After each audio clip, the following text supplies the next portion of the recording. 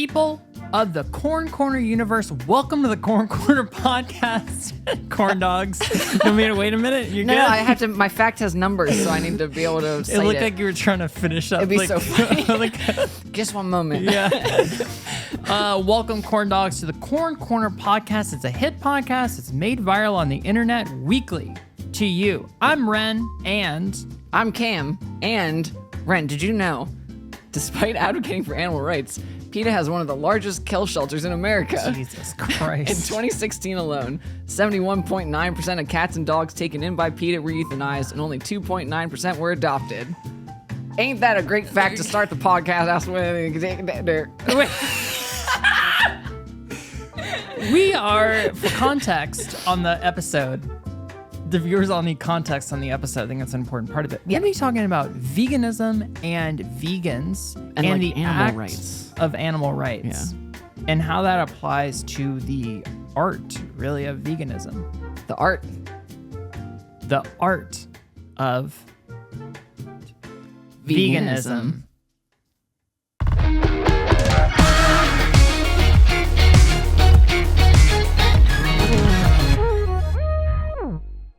Now, animals, friend or foe? Many people have this debate. Yeah. They are different animals that are different cuteness factors. There's some animals that are so ugly you gotta love them. Yep. Like what? There are some dogs out there that are not attractive in a conventional sense, but are very cute in a sense of maybe so unattractive you gotta love it. Yeah, because no one else will. That's right. That's how I get the ladies. Yep. I don't know. I don't know what that one was. Do you have that feeling of seeing a dog that is a little bit goofed up in the head and think to yourself, wow, I love that dog? No. I guess this actually does go into animal rights. I feel like when you see a bulldog or a pug that has been so inbred. Yeah. And it's little, check 1, 2. I just wanted to check it out. Its little eyeballs are bulging, and the nasal passage is probably like a damn half-inch long, and it is just struggling with every breath. Yeah. That makes me upset and makes me be like, why the hell are we doing this to animals? Yeah. I think that one's hard for me because I don't know a lot. I think that there's probably a lot of people that are going to come in and they know more about this and are going to say things, but I also don't think it's great. Yeah. Those animals look and seem miserable. I mean, but there's nothing. I don't know. There's nothing good Yeah. to gain from Yeah. a domesticated animal inbreeding in order to highlight certain features of them. Yeah. It just gets to a point where it's like, why? We were talking about episode topics and veganism came up because you've recently started to go towards that light. Yeah. And we had a lot of conversations around it and things like that. I think a good jumping off point would be, why'd you do it? Because I'm dating a vegan. See, I think that's a good place. But what in your body was like, you know what? I think that this is a good call. I've always been someone who has advocated for animal rights and been, on the side of the Lorax, if I may. Yeah. And I kind of just thought about it one day and was like, why am I kind of being a piece of shit? Like, why? And not to say people who aren't vegans are pieces of shit. I'm not like a militant vegan, but just like if I'm talking the talk, I need to like walk the walk. And why am I still engaging in this behavior that I personally don't like? And also like learning more about factory farming, learning about the things you consume and how it affects your own chemical makeup in your brain and how it affects chemical imbalances and stuff. But just really the bottom line idea of if I care about animals so much, why am I doing this? Yeah. I'm trying to debate if I want to go to early life right now, if I want to keep staying where we're at. Because I have places. Well, one of my first things of experiencing, we both grew up in the US. Yeah. It is like meals are a animal protein, a starch, and a vegetable. Yeah, maybe a vegetable. Yeah. So it's actually very difficult to get out of being very meat-centric. Yeah. It's hard. And also they're like, in me talking about like my going vegan and whatever, it's also that like I have the privilege to be able to. Huge part of it. Yeah. And I like everything we say from this point on is acknowledging that I am coming from a place of huge privilege where I can afford like the lifestyle and literally monetarily to be vegan and to take the time to like engage with it that way, where a lot of people just cannot, especially in America. Yeah. Also the time commitment. There's a lot of stuff in there. Yeah. And I think we're going to get to that when we're talking about prep and interacting with the world. Yeah. But one of the first times I encountered something that challenged the way I ate was when the movie Forks Over Knives came out, which I think was huge in the early 2010s. Yeah. That movie came out, and also there's a TED Talk around the same time that somebody talked about being a flexitarian, where they essentially just brought their meat consumption down and ate vegetable-based things during the weekdays, I think, and ate meat on the weekends. Yeah. I forget exactly. But I started doing that, and it helped everything. Yeah. I know that my family did like, this sounds so weird in retrospect, but it would be like one day a week where we didn't eat meat growing up or something like that. I grew up in New Orleans. Yeah. Lent, huge. Yeah. Fish Friday. Yeah. And I remember that being a huge thing that was hard. Oh, yeah. And that, thinking back on it, so I'd work Fish Friday, like at the church. And it was like, my church did it to make it easier for people, where you could come there for dinner and get your like fucking fried fish and french fries or whatever, because it was so out of reach for people to just commit to that at home. Yeah. Which is insane thinking about in retrospect, because it's like, go get a fucking frozen tilapia from the goddamn like freezer section of the grocery store. Yeah. It's not that crazy. Maybe it was different in the early 2000s. Maybe like frozen fish wasn't around as much. There was canned fish. But I remember vividly. So my dad owned a company. Yeah. He owned a janitorial service. Yeah. And that was me actively deciding if I wanted to say that. Yeah. I like when that happens. I think you've said it before on the podcast. I think I have too. But I like when you do that and I know the little fact and I'm like, yeah, I'm like, how much you gonna... Are we holding it back today? You own a janitorial service. Yeah. So I got to run the streets with him on Friday nights after school and Saturdays. And it was actually really cool way to experience New Orleans. Yeah. And I actually think it's why I'm so obsessed with businesses in the way of like weird offices and this Americana that I like to engage with. Because you see it behind the scenes. Yeah, I saw what some weird office where they manufacture nylon rope at looked like. It was just so weird. Like I got to interact with those people, and I think that was really formative for me. Anyway, and I used to think about the stories, like what they would do after work, what they ate. I used to think about all that stuff. And they were eating fish on Fridays. Yeah, they were. But anyway, I remember vividly going through a Taco Bell on a Friday night and getting bean burritos. Yeah. And that being like a huge stretch. Like, well, such a sacrifice. I guess we can just get bean burritos. Yeah. And which is so weird because like, not that I think New Orleans is necessarily like a seafood town, but it's certainly more seafood adjacent than like Middle America. I would call it a seafood town. Yeah, right. You know, it's like pretty easy to get like shrimp, crawfish, like it's whatever everywhere. the hell. Yeah. But I think fast food, it wasn't. Yeah. Because we would also get shrimp po' boys. Yeah. Why was it such a big thing? I'm sorry to hit on this so hard, but it's just so weird when I think about it. It's true. I mean, I think that's because America, like you said, has focused around factory farming and meat consumption and milk, like the milk of it all. Yeah. Which, by the way, PETA would say that milk caused autism. Anyway, I know that like I grew up. Homosexuals did. Yeah, also that caused autism or the homosexuals. Well, that's what you always say. Yeah, they are hand in hand. You know, I was gonna say I grew up in a like hunting region, as everyone knows. If I'm from Central Pennsylvania. New info for a lot of listeners. But to me, so like meat consumption was really normal on that level where people would go hunting, like deer season, duck season, whatever the hell it was. And then everyone had an extra freezer in their garage where they put their deer meat, and people would make like deer salami. You could donate deer meat to a food bank. That's because it was just normal if you had excess, and people actually used all of it. It wasn't like sport hunting. And I think about it like in the hypothetical where I'm like, would I eat an animal I hunted?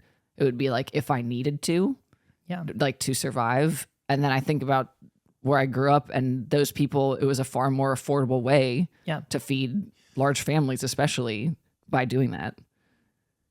Yeah, I've hunted. Yeah. And I think that the idea that when you hunt that you're in there definitely is hunting like this. And I think that it's completely not ethical and not okay where you're in a blind somewhere and you're just waiting for some animal to stroll by and then that's that. I don't think that that is amazing. Now we're just talking about this. How do you think that is versus stalking one? Because stalking is exponentially harder. And it gives the animal more of a chance? Absolutely. It gives the animal has every chance in the world. Yeah. Like if you're stalking something and the wind turns and your scent gets blown, you're done. Yeah. It is so fucking hard to do. You're in their world. They're equipped to survive there. You're not. Yeah. It's so difficult. And then there's all these other ethical things like, are you going to be able to get that animal out? You have to field dress it. Yeah. What's behind that animal? Is there a ravine down there? There's all these ethical things. Yeah. And then even for the perfect shot to be taken, the animal has to be broadside, or then you have to factor in all these other things. Yeah. It's not as easy as they're just having breakfast and you barge in and then they're covering their young. Like that's not how this works. Well, that's the problem where I grew up. Deer overpopulation was a huge fucking thing. And blind hunting was most of what people did. And so from that perspective, I do eat meat like that. Your way or currently? My way? What do you mean? My way. But also there is an overpopulation thing that I don't really know much about. And boars are crazy. So in California, it's huge. Yeah. It's like they're invasive. Yeah. They need to be, the population has to be cut down. Like, so I think in those instances, cool. But those animals aren't going to maintain 3 meals a day that are protein based. You can't eat off of a deer for 3 meals a day forever. Oh, yeah. So like, even if you're eating off a deer or a hog or something like that, you're still having to supplement with other things, which is going to be vegetables. It's going to be other stuff. So I don't know. In that situation, I'm okay with it. With hunting for that purpose, yes. You mean? Okay, I got you. And eating. I think that is appropriate. Yeah. Because there's a high degree of work that goes in. Yeah. And it's not factory farming, which is completely different. Yeah. Factory farming is like my number one fuck no. Yes. And the like thing that when I like inched into veganism, and the first step was not in like eating factory farm meat, which meant only having stuff from like Brad's work, which has like certified actual farm, not just like it says free range, but like this is the pig certificate and it was on this farm, like, you know, like whatever. Yeah. And that's a step better. Yeah.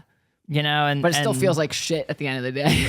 Well, I think this is important, and this is something I want to talk about on this episode, is that you can't go 0 to 100. Yeah. It's not possible, because as you said, there's a bunch of shit that you have to do. Yeah. So like, you went from factory farming to something that's a little bit better, and now you are not eating the food from Brad's work even. Yeah. And you're stopping that. But you had to have a period of weaning off of that. Yeah. Because we base everything we do off of when we eat. So it's like changing that whole routine is fucking hard. You can't just do that in 2 days. No, it probably took like months, honestly. Yeah. Or like at least a lot of weeks, because Brad's not vegan. Like, obviously, I'm not going to make anyone around me be fucking vegan. Yeah. If I make dinner for the family, then everyone happens to eat vegan. Yeah. Or I'll make, like, Brad will make something that, like, it's all vegan until he makes meat for everyone else, and then I just take whatever. But there was a long time there where I just, like, didn't know.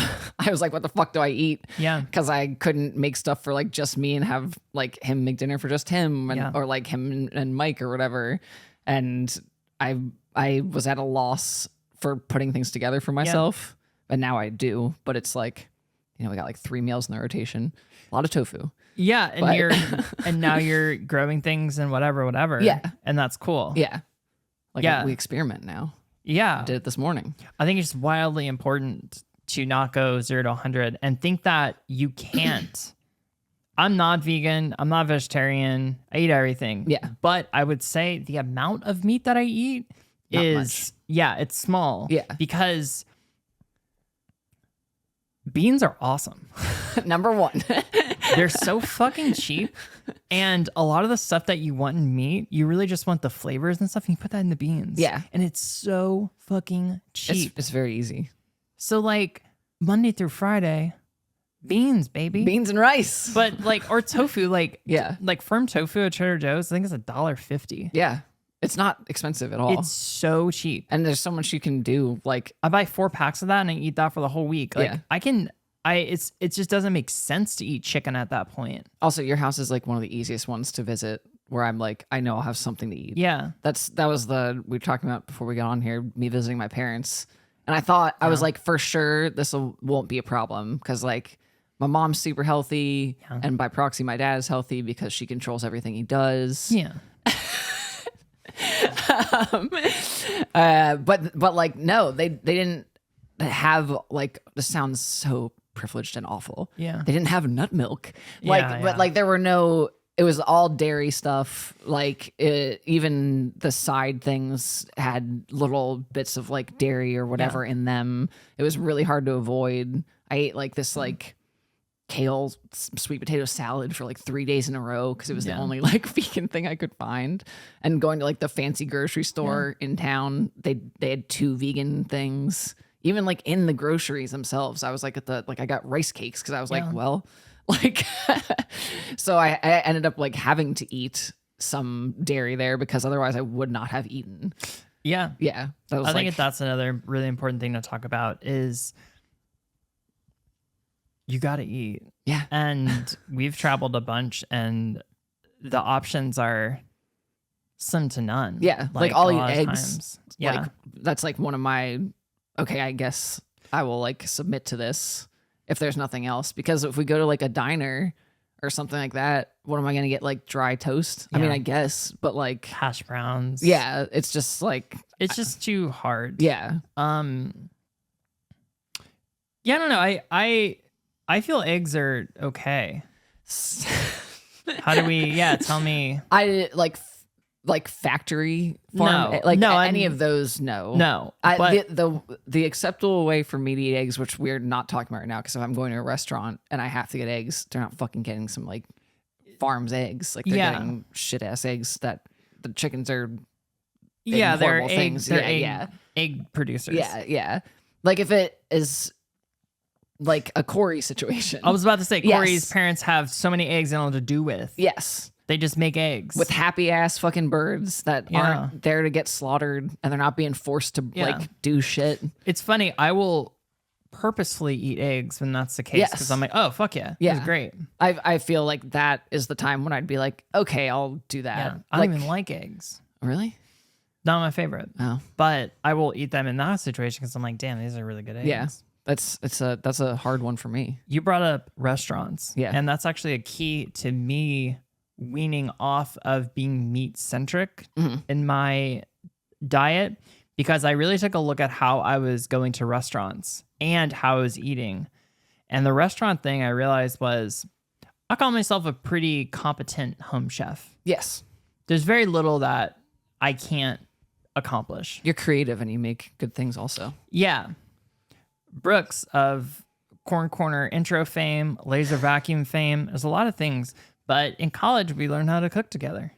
Shout out to Kenji. Shout out to Alton Brown. Oh, okay. Yeah. You know, I was like, y'all went to cooking classes? No, well, I mean, essentially, the School of Good Eats. Back when Food Network was real. But that gave a lot of foundation. Yeah. Anyway, I can kind of do what I want. And I realized if I want, I was just going to restaurants and adding the protein to the fried rice because what you do. Oh, okay. That kind of stuff where I was just like adding in bullshit and meat. So I looked at that and I realized like I can make fried rice. Yes. gotta walk, can do the whole thing. I don't need to buy $18 fried rice. Yeah, from the, when you from can the do it at place. home. Yeah. So it's like, can I make Peking duck? No. Yeah. I'm not.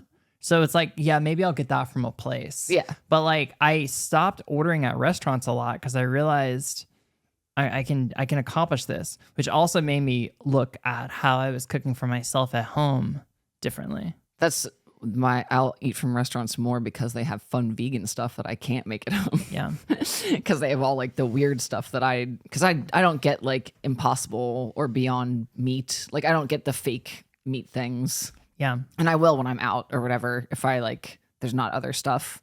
But I get the sausages sometimes, the breakfast sausage things, but not like the burgers. No. I don't need to make a fake, I don't miss burgers like that. Like I'm not like, I got to get that fake bloody thing. I don't know. That's weird to me, but. Oh, I agree. Yeah. I agree. Yeah. I agree. I think that you getting the breakfast sausages though are kind of fun. The Impossible breakfast sausages. Cause we're not going out and working in the fields. We don't need the hearty breakfast. The breakfast is kind of a novelty in a lot of things. I need to eat it. I know you need to eat it, but what I'm saying is that you could wait for lunch and be perfectly fine. Sure. You got a home office situation. Yeah. So having a hash brown and a Impossible sausage is fun. Oh, you know what my breakfast is though. It's great. Yeah. But English that's muffin also and the not fake only egg and the yeah. I love those little fake eggs. But Kenji recently said something cool about the Impossible meats, the like imitation fake meats. Yeah. And said, I don't look at that as vegetarianism or veganism or whatever. If I want to eat vegetables, I'm going to eat vegetables because I love vegetables. Yeah. And I agree with that. Yeah.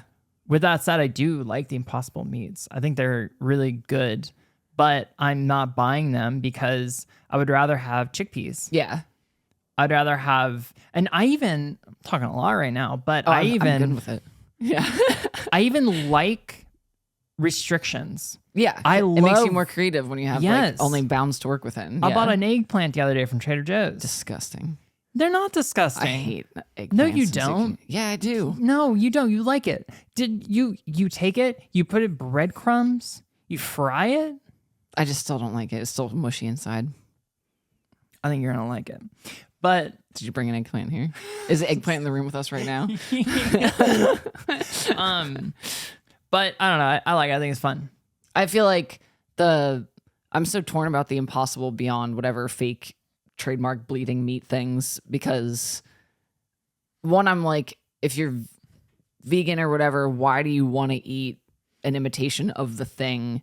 But then on the flip side, I'm like, oh, it's a barrier for entry. So easy. You wanna do something similar because it's familiar to you, and this is like the better way to go about it for you because it feels like the old thing that you miss. I think it's I don't know if it's that actually. I think it's just the fact that all you got to do is heat up a pan, put in a pan, and put everything but the bagel seasoning on it, and you're fine. Yeah, but like, why make it like bloody and like beef, like a beef burger adjacent? That's what I mean. Yeah. Why make it? Because they don't need to. Oh, I was thinking about it from the consumer, not the manufacturer. But I don't know. The consumer is they make that fake bloody for the consumer.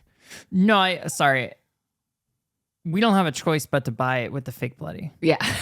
Yeah.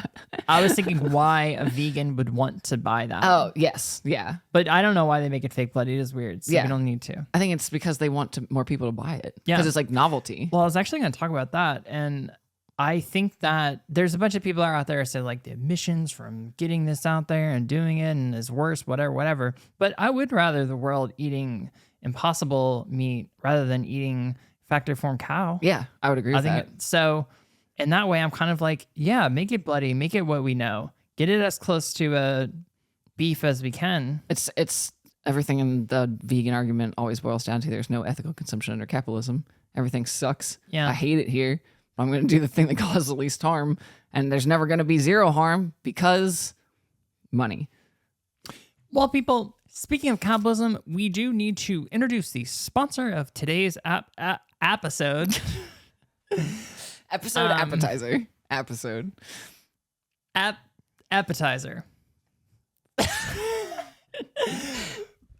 Braised bear Take it from claws. the top. Take it from the top.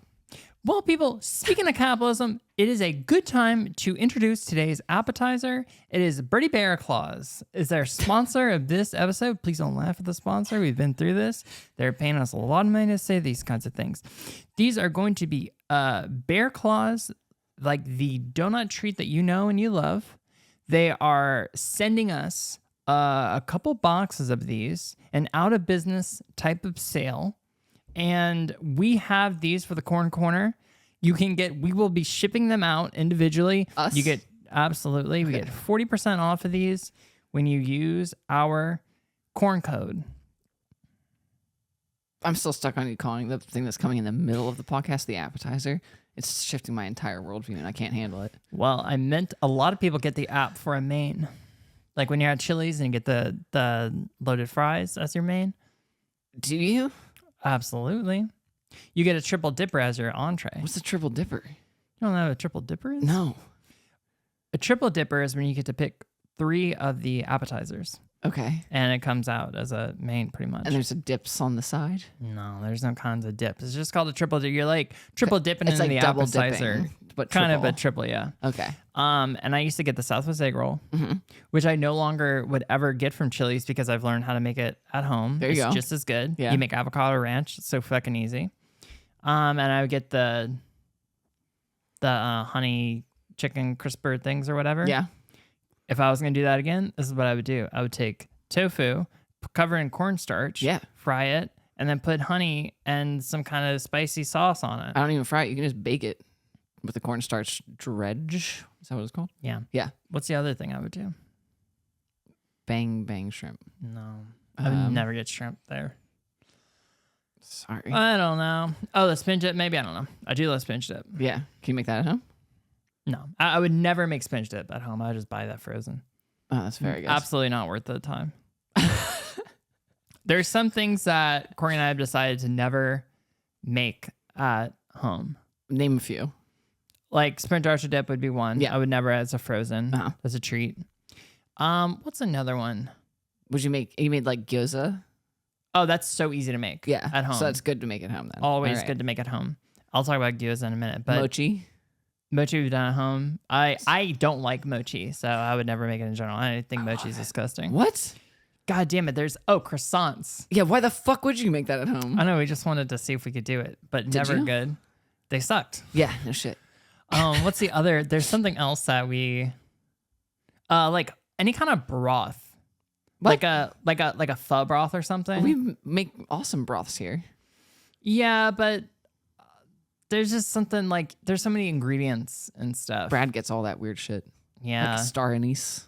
Yeah, but there's too many, random bone and thing that go into it. That's why we're gonna make that Etsy piecemeal Yeah, you should. broth and bones. People, y'all should make gyoza though. It's so good. Also, we will get out stuff. Our favorite restaurant in Seattle, Yeah.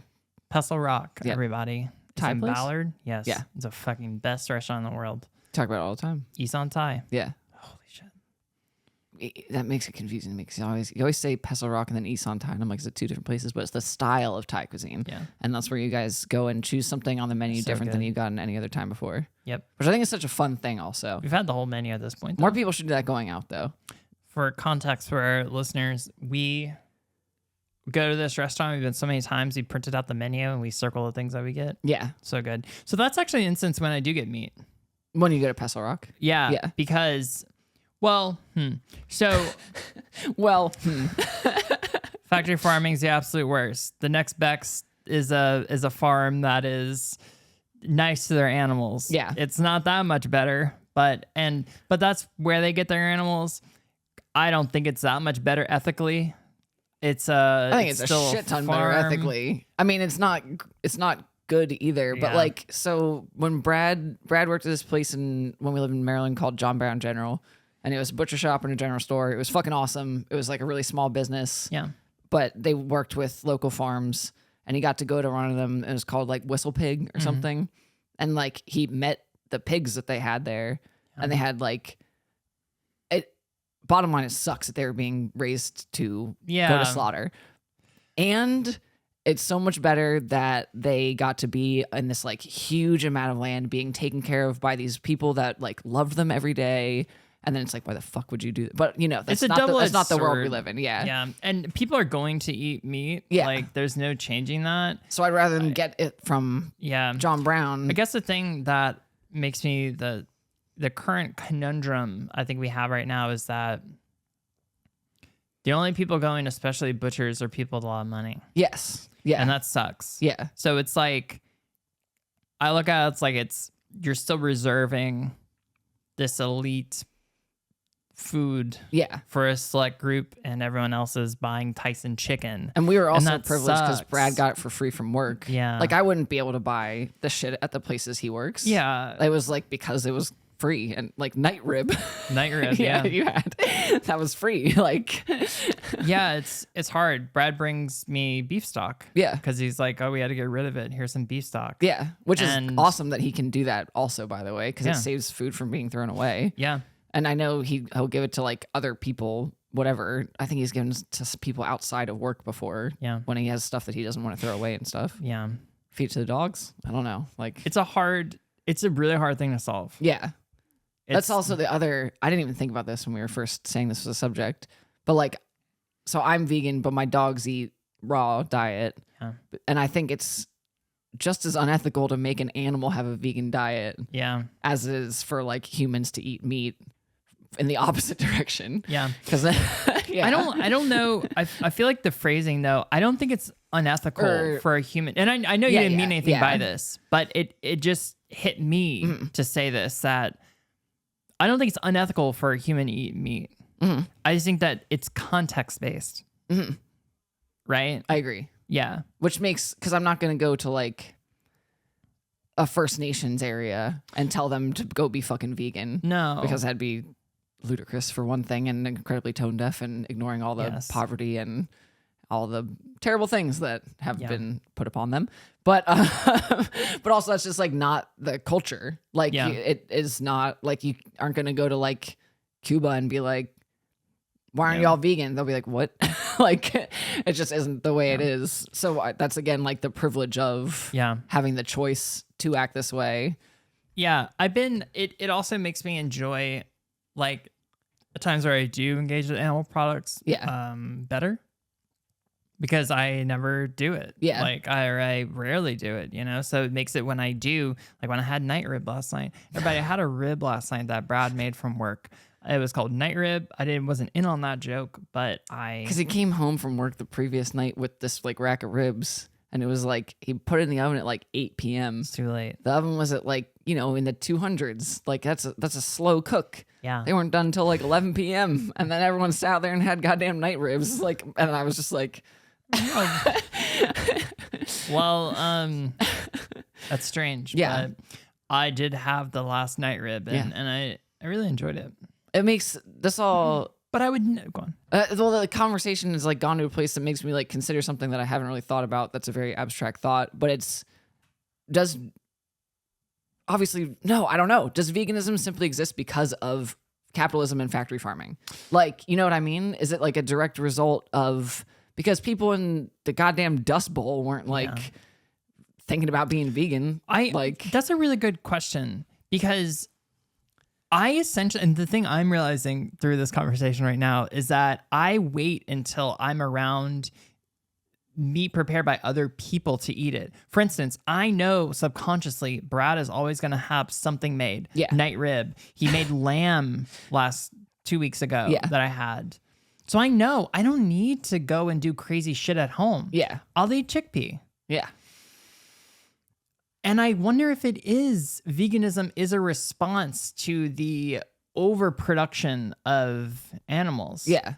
I've never considered it in terms of like historically, beyond just the overarching idea of animal rights, animal preservation, conservation, things like that. But I like truly have not done research into like where did it start and when. Because I also know people love to say, oh, we use every part of the animal, we this, we that, we this, we that. And I think a lot of times I'm like, do you? You know, you're not. We had an episode recently about preparedness and things like that, and I think it's kind of adjacent to that conversation of There's no way you're using my friend's house that was a deer hunter that I used to visit as a teenager, lived in Perry County, Pennsylvania. They would, they're the people that said that we used the entire deer, but they had a fucking stack of deer heads in the backyard through winter. Like, you're not using all that. There's a lot of shit in there that there's brain, tongue, all that. I think whatever. that's a good excuse for a lot of people. Yeah. In a lot of ways. We respected the animal. Yeah. That whole thing. And I do think that there is a way you can respect the animal. It's a very interesting question. I don't think we've ever had an episode like this where we both have gotten to the end of the episode and been like, hey, wow, wait. I've learned a lot through talking about this out loud. And now I want to go actually research. I mean, there's no way that veganism has to be something that was born of counterculture against mass production and mass farming. Animal rights activists, the term that's yeah. It's funny. I have a friend who has always been really vocal about being vegan. Okay. And do I know who it is? No. Okay. And she's always been really vocal and has a full vegan house. Is there, and it's definitely worn on me. Yeah. And now I think about her a lot when I think about, animals' rights and stuff. Yeah. And it is an act of protest to be vegan in a lot of ways. That's how I feel like it's an anti-capitalist action, even though it's not like I'm fully engaged in capitalism. I have to go buy fucking tofu somewhere. Yeah. I don't have a garden in my backyard to get my vegetables. You can't pick your little Beyond Egg. Yeah. Yeah. It's my, what's the brand? Just Egg. It's still engaging in capitalism no matter what. Yeah.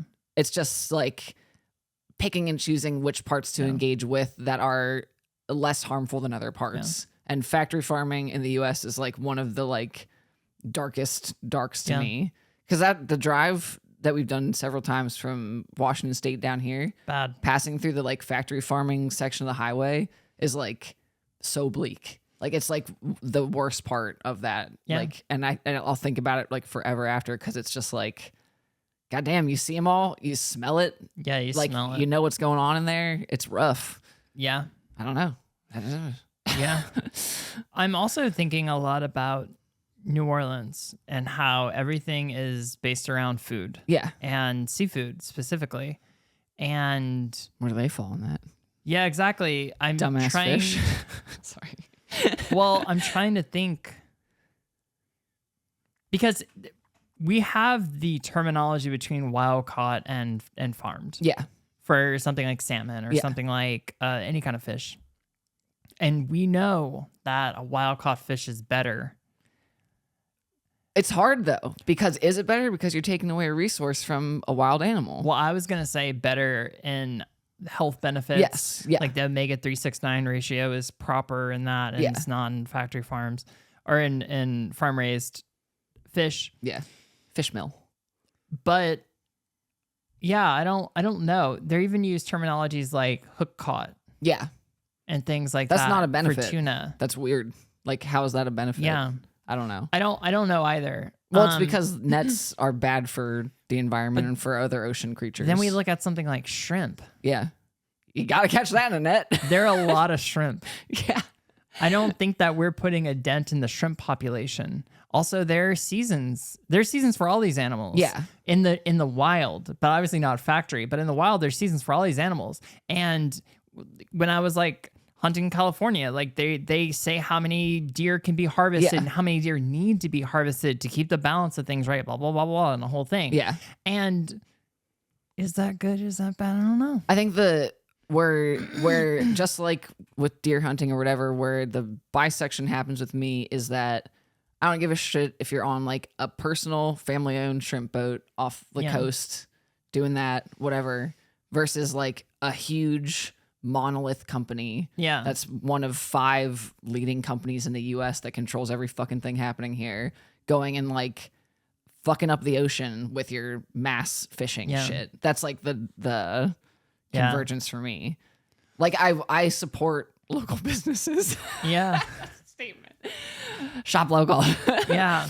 That's where, if everything was more like, I probably would not be vegan necessarily or as strictly vegan if things were more like community based. Yeah. I am, because I'm thinking right now through if I went and fished and caught fish, I would eat those fish. Yeah. I would make fish stock. I would do the whole thing. Yeah. But I have no desire to buy a fish from Whole Foods. Yes, I agree. That does nothing for me. Yeah. That's weird to me. Also, catch and release fishing is extremely weird to me. Extremely weird to me. It's terrible.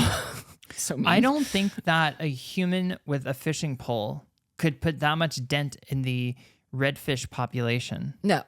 I don't think that's real. Also, in terms of like, it feels bad to say this out loud, but like, if I'm thinking about someone fishing and eating the fish versus someone killing a pig, different. I feel not that bad for the fish. Okay. I think that that's actually something that is of note, is because obviously pigs are smart. They're smarter than dogs, et cetera, et cetera. There's a difference between a pig that's used to people and domesticated and a wild boar. Yeah. Those are two different things, I think. Yeah. And I don't know where I'm going with this, but I think they're two different items where... Have you seen Princess Mononoke? Yeah, I don't remember what you're going to say, though. It's just we have to kill the humans and save the forest. Because it's like a greater lesson about deforestation. And we've fucked up more for them. We're in their world. Yeah. Yeah, I mean, it's bad. Wow. Well, how do you think we fix it? Too damn late.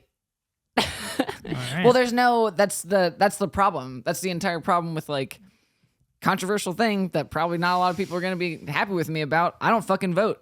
Sorry. I don't see the point in it. I know you hate it, but that's one of our big things. We can't talk about that personally. Hey.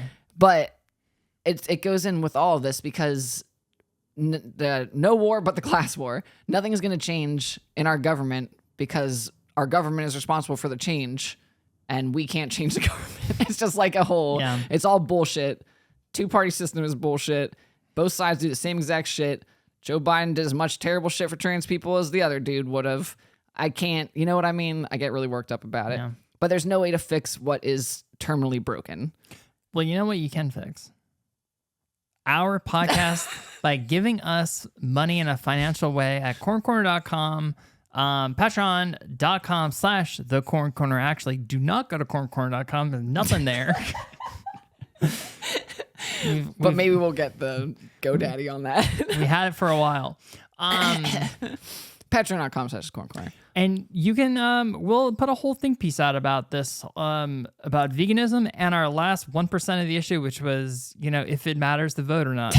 So we'll get in there. Also, maybe... Honestly, a fun thing, because I have been cooking like my little vegan meals a lot more. You should. And I've been calling them tofu experiments.